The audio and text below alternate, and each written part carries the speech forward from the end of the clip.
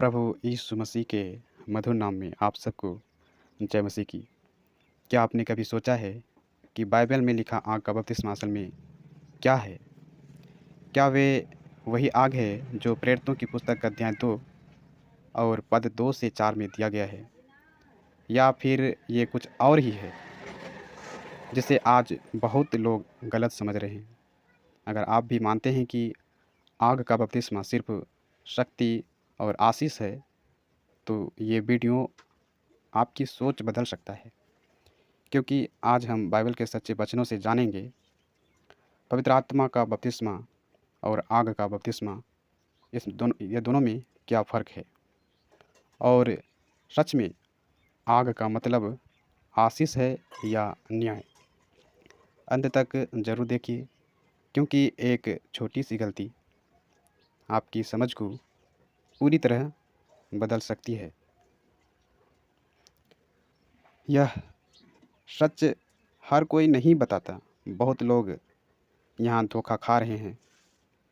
मत्ती की पुस्तक अध्याय 3 पद 7, 10, 11, 12 इन वचनों को पढ़े तो यहाँ लिखा है, जब उसने बहुत से फरीसियों और सदुकियों को बपतिस्मा लेने के लिए अपने पास आते देखा तो उसने कहा, हे सांप के बच्चों, तुम्हें किसने जता दिया कि आने वाले क्रोध से भागो, इसलिए मन फिराव के योग्य फल लाओ।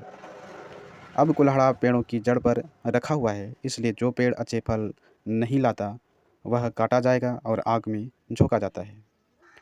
11 पद में, मैं तो पानी से तुम्हें मन फिराव का बपतिस्मा देता हूँ, परंतु जो मेरे बाद आने वाला है वह मुझसे शक्तिशाली है। मैं उसकी जूती खोलने योग्य नहीं। वह तुम्हें पवित्र आत्मा और आग से बपतिस्मा देगा। और 12 पद में यदि पढ़ें तो उसमें लिखा है, उसका सूप उसके हाथ में है और वह अपना खलिहान अच्छी रीति से साफ करेगा और अपने गेहूँ को तो खत्ते में इकट्ठा करेगा, परंतु भूसी को उस आग में जलाएगा जो बुझने का नहीं है। यहाँ पर आग का बार बार प्रयोग हुआ है। आग का प्रयोग बार बार न्याय और दंड के अर्थ में हो रहा है।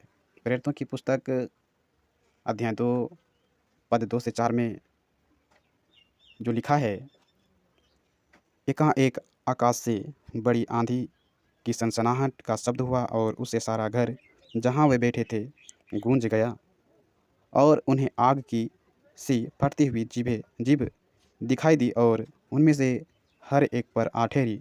वे सब पवित्र आत्मा से भर गए और जिस प्रकार आत्मा उन्हें बोलने की सामर्थ्य दी वे अन्य अन्य भाषा बोलने लगे। पवित्र आत्मा का बपतिस्मा यानी आशीष, यह विश्वासियों के लिए है। सामर्थ्य, नई जिंदगी, आत्मिक वरदान देता है।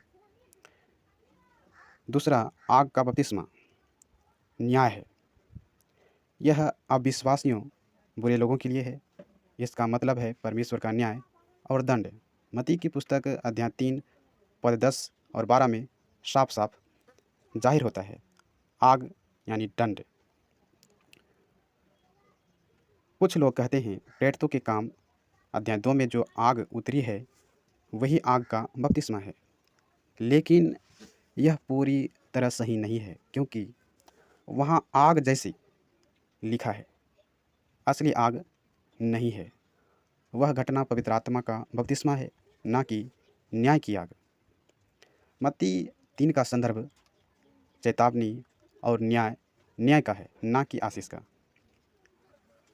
आग का बपतिस्मा परमेश्वर का न्याय है।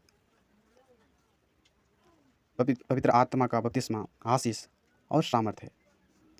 हम सभी ने पवित्र आत्मा का बपतिस्मा लिया है, सामर्थ पाया है, लेकिन ध्यान में रखिए कि आग का बपतिस्मा अभी बाकी है और उस बपतिस्मा को लेना ही पड़ेगा। जो भूसी है वो तो उस आग से गुजर नहीं सकेगा, लेकिन वही गुजर सकेगा जो ठोस है, जो गेहूं के दाने के समान भरा हुआ है, मजबूत है। यूहन्ना बपतिस्मा देने वाला इसलिए ऐसा कहा क्योंकि उस समय का लोग देखा देखी कर रहे थे और वो सिर्फ ये सोचते थे कि यदि हम बपतिस्मा ले लेते हैं तो हम धर्मी ठहरेंगे, हमारा उद्धार हो जाएगा, प्रभु का कोप हम पर नहीं रहेगा। लेकिन ऐसा नहीं है। वहाँ यूहन्ना बपतिस्मा देने वाला सतर्क उनको किया है कि मन फिराने योग्य फल भी तुमको लाना पड़ेगा। यदि यदि फल नहीं ला पाते तो तुमको काटा जाएगा, झोंका जाएगा उस आग में जो कभी बुझते नहीं है। अभी के समय में बहुत सारे ऐसे लोग हैं जो प्रभु में आए हैं, बपतिस्मा लिए हैं, लेकिन कुछ ही समय के बाद उसका फल उसमें बना नहीं रहता है। वो इस बात से अनजान है कि आग उतरने वाला है और उस आग से प्रवेश करना ही होगा, और उस समय कोई बहाना नहीं चलेगा, और उस समय ऐसा अनुग्रह नहीं रहेगा। इस तरह का प्रेम आपने देखा, अब उस तरह का आग देखोगे जो सचमुच भयानक है। इस बपतिस्मा को तो हम सब आसानी से ले लिए, लेकिन जो बपतिस्मा अब हम सबको लेना पड़ेगा वह आसान नहीं है। बहुत सारे लोग यह समझते हैं कि हमने सामर्थ्य पाया तो आग का बपतिस्मा ले लिया। नहीं, आग का बपतिस्मा बाकी है, और उस बपतिस्मा को लेने के लिए आपका फल ही आपके लिए महत्वपूर्ण है। ऐसा इसलिए लोग समझते हैं कि हमने आग का बपतिस्मा ले लिया, क्योंकि उसको इसी तरह से सिखाया ही गया है कि वो ऐसा समझते हैं। लेकिन आप सब हम सबको अनजान नहीं रहना है, और हमारे जीवन में प्रभु का आत्मा का फल बना रहे, इसलिए हम सबको सतर्क रहना है। यदि यह वीडियो, यह जानकारी आपको अच्छा लगा हो और प्रभु आपसे कुछ बात किया हो, तो अवश्य ही इस चैनल को सब्सक्राइब करें, ताकि आगे भी हम आपके लिए ऐसे ही वीडियो लेके आएँ। सबको जय मसीह की।